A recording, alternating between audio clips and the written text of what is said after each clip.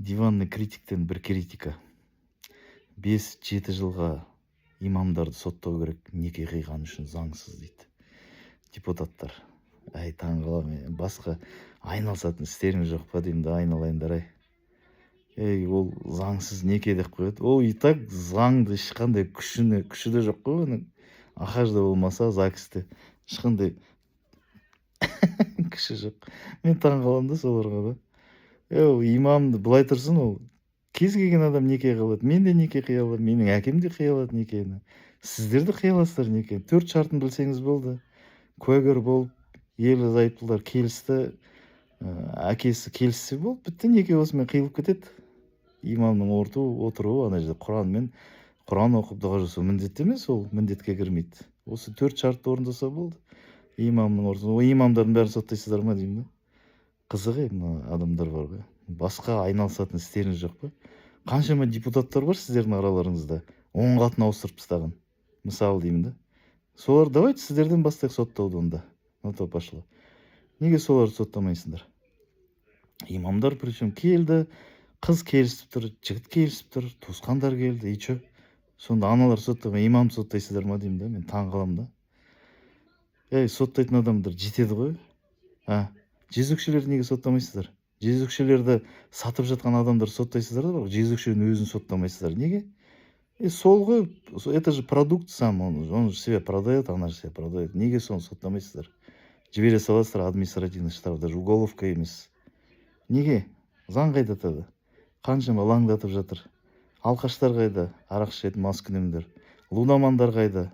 Семьяларын бәрін құртып жатқан. Наркомандар қайда? Наркотик сататындарды соттайды, наркомандарды соттамайды. Неге? Әділетсіздік қой. Соттаңдар оларды да. Наркотик шегіп ап, ішіп ап, меф, тағы басқа химияның бәрін.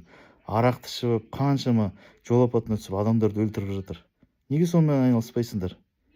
Былай ғой елде проблема. Некені қайтесіңдер? Жігіттер. Гражданский бірақ қайда қалды сонда? Қанша адамдар ЗАГС былай тұрсын, ахаж. Неке имамның алдына былай тұрсын, оларға да бармын. Просто өмір сүріп жатқан, балалы болып жатқан қаншама семьялар бар. Ол жалпы заңсыз болса да, шариғат бойынша айтып отырмын. Вам что там делать нечего, что ли, да?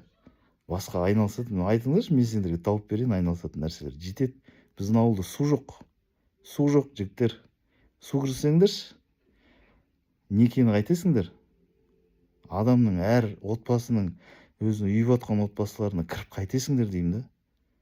Ол араларында проблема болса, сотқа барады, жүгінеді, соттасады. Су жоқ ауылдарда. Су жоқ, жігіттер, су. Ар жаққа бармай қойшы, осы Алматы облысында қаншама ауылдар бар, су жоқ. Осы проблема неге шешпейсіңдер? Свет жоқ ауылдар бар, кірмеген 4-5 үй болғаннан кейін кіргізбей қойған. Газ жоқ ауылдарда.